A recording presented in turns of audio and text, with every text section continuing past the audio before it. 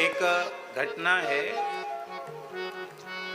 श्री मलुकदास जी महाराज कड़ा ग्राम में विराज रहे थे, जब उनकी जन्मभूमि। उनके गुरुदेव दारागंज प्रयाग निवासी श्री देव मुरारी देवाचार्य जी, जो श्री स्वामी अग्रदेवाचार्य जी के नाती चेला और उनके शिष्य श्री मलुकदास जी अग्रदेवाचार्य जी की परंपरा में। तो श्री देव मुरारी देवाचार्य जी ने मलुकदास जी को कहा था कि तुम अपनी जन्मभूमि पर ही विरक्त तो उनको बना दिया था, चतुर्थाश्रमी विरक्त होकर साधु सन्यासी होकर अपनी जन्मभूमि पर ही ठाकुर सेवा, गौ सेवा, संत सेवा करो।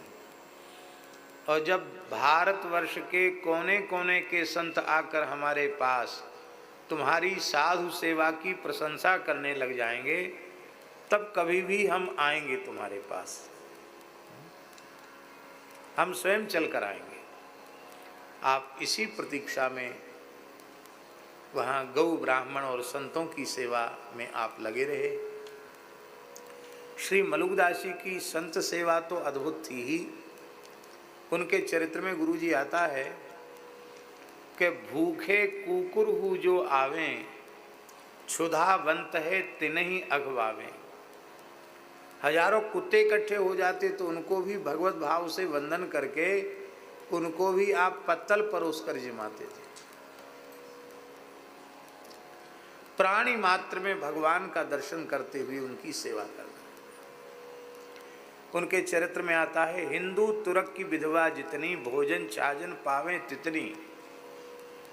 ये भी भेद नहीं कि ये अमुक धर्म का है, अमुक है। विधवाओं स्त्रियों को वस्त्र और अन्न की व्यवस्था,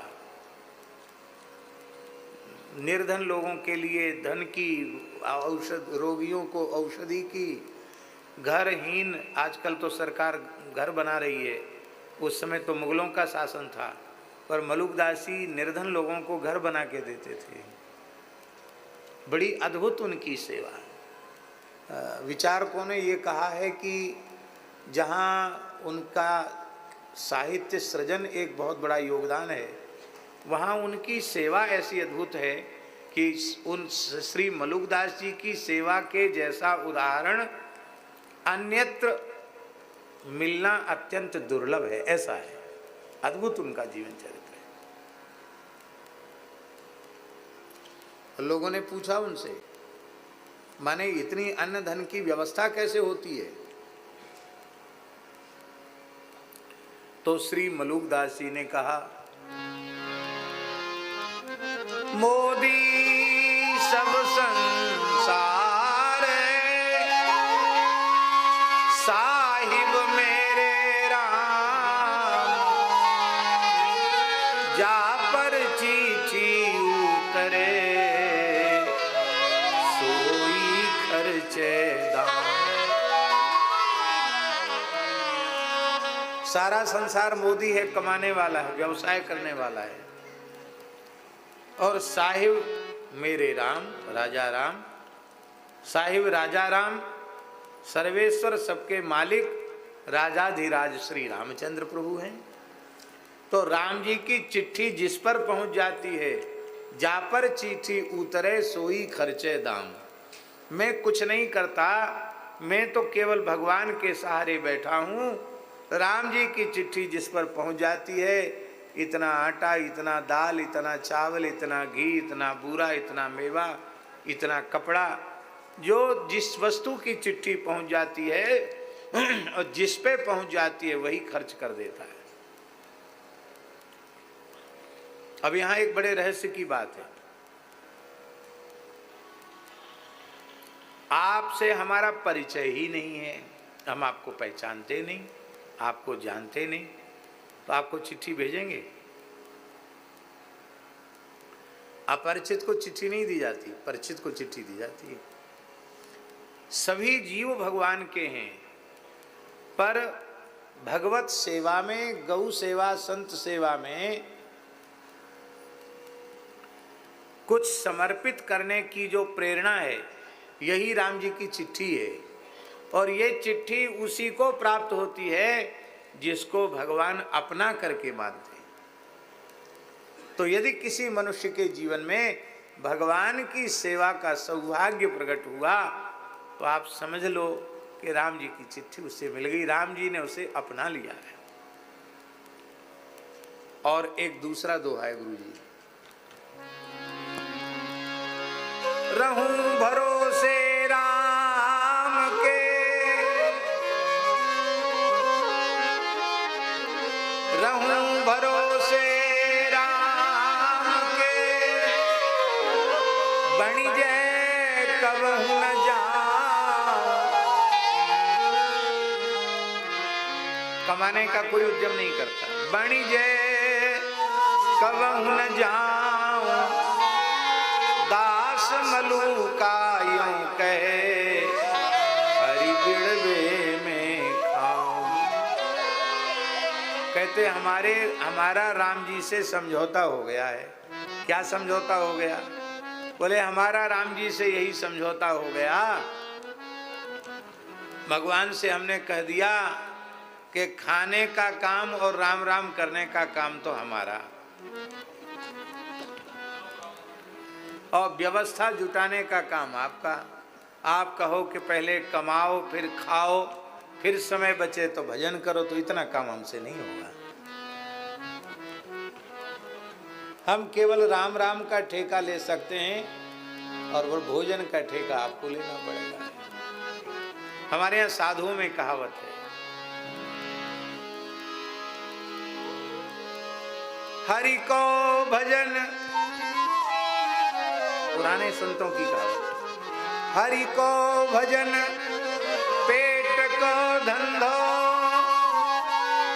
और करे सो मूर्ख अंधो।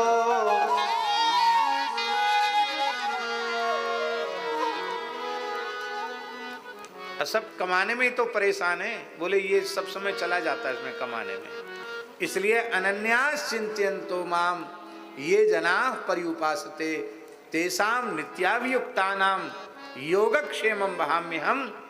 इसका प्रत्यक्ष अनुभव करके, इसे चरितार्थ करके श्री मलुकदास जी ने लिखा है। और गुरुजी एक और विशेष बात,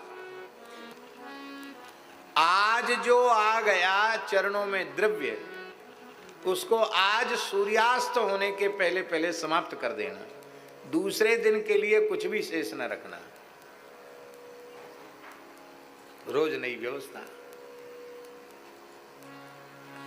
जब अकबर ने सुना कि कमाते कुछ नहीं है और रिद्धि सिद्धि का कोई पारावार नहीं है, तो आखिर परीक्षा करें कि धन के प्रति लोभ तो प्रायः मनुष्य में होता है। कैसा फकीर है कि जो आवे उसी को लुटा देता है। तो अकबर ने अपने वजीर को भेजा,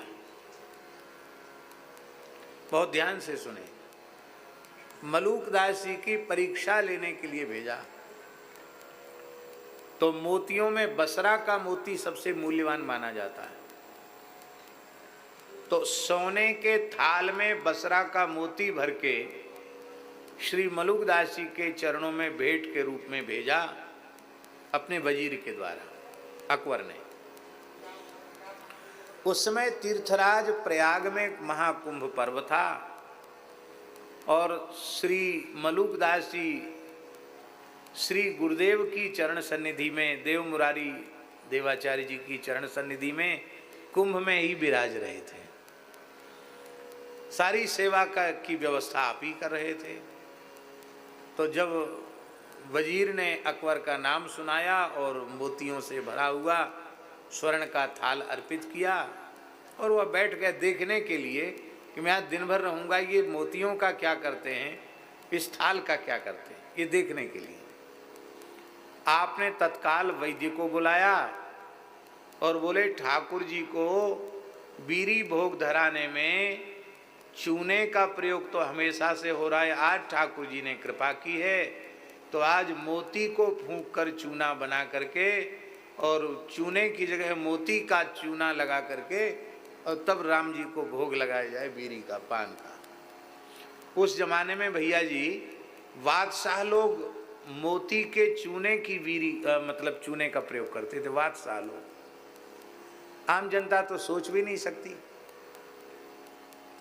और आपने सारे मोतियों को फूंक करके और उसका चूना बना करके, मोती का चूना बना करके भोग लगा करके और पंगत के बाद सब संतों में वितरित कर दिया। मोती खत्म हो गए। और उसी समय एक ब्राह्मण, निर्धन ब्राह्मण रुदन करते हुए आया। बोले महाराज मैं बहुत गरीब ब्राह्मण हूँ, मेरी पुत्री विवाह के योग्य है, विवाह की तिथि निश्चित है, विवाह होने ही वाला है। नाते रिश्तेदारों ने कुछ सहयोग करने का आश्वासन दिया था, अब सबने हाथ खड़े कर दिए। अब मैं क्या करूं महाराज, बेटी का ब्याह है, 2 दिन 4 दिन बचे हैं, मैं क्या करूं। यदि व्यवस्था नहीं हुई तो मैं तो त्रिवेणी संगम में आत्महत्या करूं। आपने कहा कि नहीं, सब भगवान मंगल करेंगे। और वो सोने का थाल जो आया था बड़ा, वो थाल ब्राह्मण को दे दिया। बोले इसको बेच बाच कर जैसे तुम अपनी बेटी का विवाह कर लो। तो उस वजीर को बड़ा आश्चर्य हुआ कि सोना मोती हीरा इसका कोई महत्व ही इनकी दृष्टि में नहीं है। समलोष्टास्म कांचन, यही है उनकी ऊंची अवस्था। और उसी समय महाराज जी भैया जी शाम को एक व्यापारी आया। उस व्यापारी ने एक बहुत मूल्यवान मोतियों की माला मलुकदास जी के गले में धारण करा दी। तो वजीर के मन में लालच आया, अकबर के वजीर के मन में, कि महाराज तो कुछ रखते नहीं है, जो आया उसको लुटा देते, किसी न किसी को दे देते हैं। तो मैं बादशाह का वजीर हूं, पर बादशाह के पास इतने मूल्यवान मोतियों का हार नहीं है जितना मूल्यवान ये हार। वो जानता था बहुत बेशकीमती मोतियों का हार है, तो यदि ये हमको प्रसादी में मिल जाए तो बहुत अच्छा हो। इसके मन में आया तो आपने तत्काल उसको बुलाकर, उसके मन में आया, उसके मन की बात जानकर बोले मेरी दृष्टि में कंकड़ पत्थर और हीरे मोती में कोई भेद नहीं है, तुम्हारी इच्छा है तो तुम ले लो। दे दिया उसको और कहा कि देखो हम किसी की वस्तु मुफ्त में नहीं लेते हैं। तो उसको और आश्चर्य हुआ कि ये कौन सा पैसा दिया इन्होंने इसका। तब आपने अपने कंधे का आंचला हटाया तो वहाँ थोड़ी सी चमड़ी छिली हुई थी। तो उनका महाराज जी आपको ये चोट कैसे लग गई। तब उन्होंने कहा हमारा शिष्य लालदास परिक्रमा कर रहे थे और ये जहाज पर व्यापार करने विदेश गए थे। हीरे जवाहरात के ये व्यापारी हैं, व्यापार करके वहाँ से लौटे थे, इनका जहाज समुद्री तूफान में फंस गया। और उस समय मेरे शिष्य लालदास जी ने कहा कि तुम यदि अपनी रक्षा चाहते हो तो मलुकदास जी का स्मरण करो। तो मेरी याद किया तो मैंने तत्काल वहाँ प्रकट होकर अपने कंधा लगाकर उस जहाज को डूबने से बचाया और उसको थोड़ा धक्का लगा करके, सहारा लगाकर उसको अपने संकल्प से किनारे लगाया। तो इतना परिश्रम किया है तब लिया है माला, मुफ्त में नहीं लेते किसी की चीज़। इससे एक बात सिद्ध हो गई कि हम लोग तो संतों को भौतिक वस्तु देते हैं, पर वे अपना तप, अपना भजन, अपना आशीर्वाद कृपा पूर्वक प्रदान करते। कल महाराज जी ने एक बात बहुत अच्छी कही, हमारा मन एकदम गदगद हो गया। उन्होंने कहा देखो हम तो साधारण जीव हैं, हमारे पास क्या रखा है। अब कोई कहता है महात्मा से कि महाराज आशीर्वाद दो, तो भेष भगवान का, भगवान से आशीर्वाद मांगता, हमसे थोड़ी मांगता है। तो जब भगवान को ही आशीर्वाद देना है तो बोले फिर हम कंजूसी क्यों करें। जब आशीर्वाद देने का काम भगवान का ही है तो उदारता पूर्वक आशीर्वाद देना चाहिए। कल महाराज जी ने बताया, बड़ी अच्छी लगी बात। तो श्री मलुकदास जी महाराज ने यह संदेश दिया। तो अकबर के चरित्र में ये घटना घटी। ये ऐसा अद्भुत उनका जीवन चरित्र है।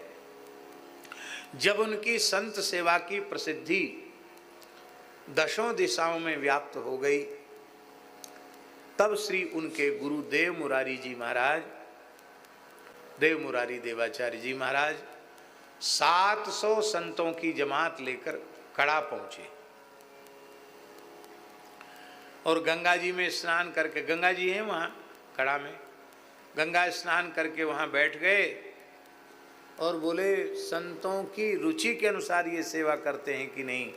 तो वहाँ बैठकर संतों से पूछा कि भाई आप लोग स्थान में चलकर क्या पाना चाहेंगे, ब्यारू किसकी करनी चाहेंगे। तो संतों ने कहा कि बढ़िया चकाचक घी पड़ी हुई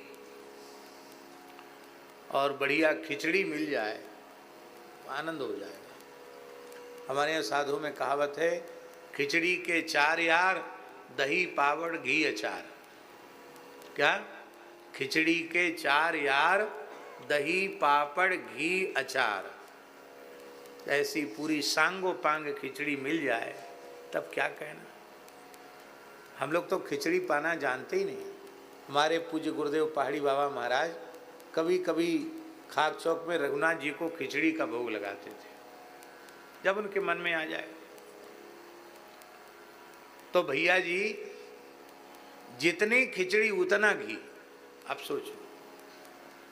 और उनका नाप था, ये बीच वाली उंगली के इतना पानी डालते थे बस, और बराबर का घी उसमें रम जाता था खिचड़ी में।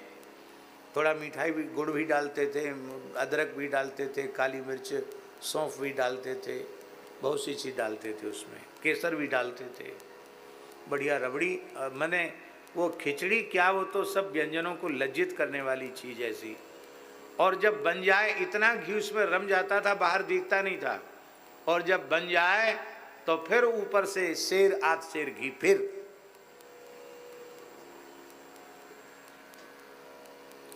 बढ़िया अधोटा दूध का जमाया हुआ दही पापड़। महाराज खिचड़ी को देख के लोग कहते थे हम भंडारे में नहीं जाएंगे, हम तो यही खिचड़ी पर जाओ जाओ जाओ, चिट्ठी में जाओ, भंडारे में जाओ। ये तो बोले राम जी को आज खिचड़ी भोग लगेगी।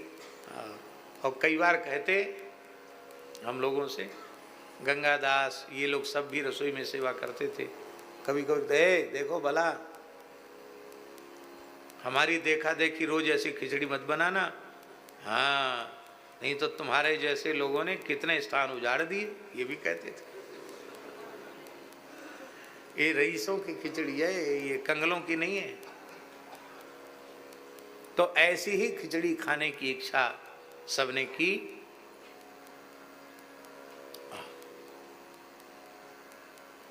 श्री राधा वल्लभ लाल की। तो आपने इधर संतों ने घी खिचड़ी खाने का संकल्प किया और श्री मलुकदास जी ने रसोइया को आदेश दिया, जो संत रसोई में सेवा करते थे उनको कहा कि आज तो रघुनाथ जी को खिचड़ी का ब्यारू में खिचड़ी का भोग लगाओ।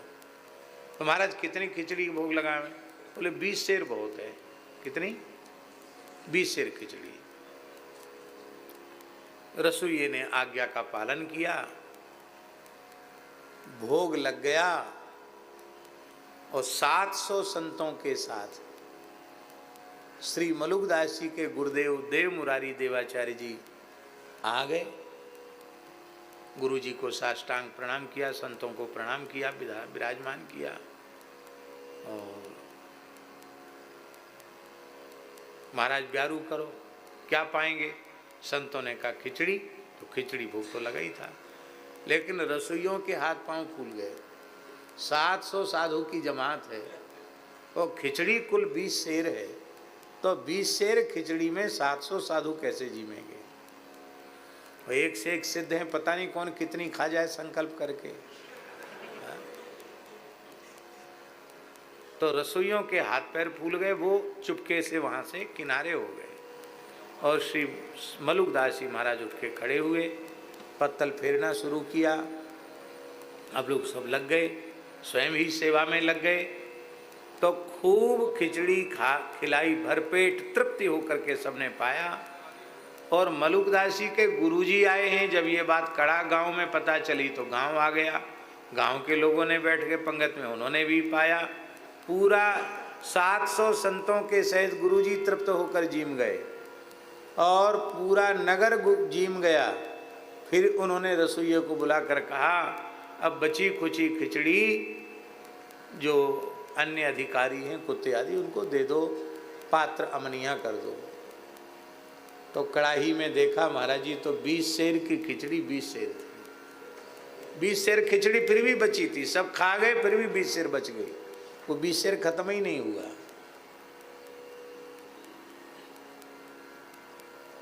गुरुजी ने हृदय से लगाया और हृदय से लगा करके, कैसा चरित्र में लिखा है, उनके माथे पर पाग बांधी और कहा, अब आप वैष्णव परंपरा के आचार्य हो गए। ऐसी अद्भुत साधु सेवा उन्होंने की। तो उस समय अलखराम दास जी जो मलुकदास जी के शिष्य थे, उन्होंने अपने दादा गुरुजी श्री देव मुरारी देवाचार्य जी से पूछा कि गुरुजी, ये हमारे गुरुजी के जीवन में ऐसी घटनाएं कैसे घटती हैं जिनमें बुद्धि काम नहीं करती है। अभी अभी की घटना है कि 20 सेर खिचड़ी बनी थी और सबके जीवने के बाद भी 20 सेर बच गए। हजारों लोग खा गए, फिर 20 सेर बच गई। ऐसा कैसे हो गया? तो उनकी मलुक परिचय में, उनके चरित्र में लिखा है महाराज जी, अलख राम सो कहो मुरारी, मलूक रूप आप बनवारी। अलख राम सो कहो मुरारी, देव मुरारी देवाचार्य जी ने अपने नाती चेला अलख राम दास जी से कहा कि मलूक रूप आप बनवारी। स्वयं भगवान ही मलुकदास जी के रूप में आए। आचार्यम माम विजानिया। और जैसे श्रीमन महाप्रभु जी जगन्नाथ जी में समाहित हुए, ऐसी इनके जीवन चरित्र में है कि आप जगन्नाथपुरी में पहुँचे और जगन्नाथ मंदिर में सबने जगन्नाथ जी के गर्भगृह में, जगन्नाथ जी के गर्भगृह में जगन्नाथ जी में अंतर्धान होते हुए देखा। आज भी जगन्नाथ जी का जल जहाँ से जाता है उस पनाले में मलुकदास जी का निवास है। और जगन्नाथ जी से कहा, आपके पाते समय जो आपके अधर से नीचे गिर जाए उस पर मेरा अधिकार है। तो रत्न वेदी पर जो प्रसाद गिर जाता है उसको आज भी मलुकदास जी के नाम से रखा जाता है। हाँ से ऐसा अद्भुत उनका जीवन चरित्र है। बस एक छप्पे कह करके, मन तो आज केवल छप्पे का था, लेकिन एक चरित्र आ गया, ठीक है। इसी भाव को लेकर दास के मन में प्रेरणा हुई तो हमने कुछ पंक्तियां लिखी।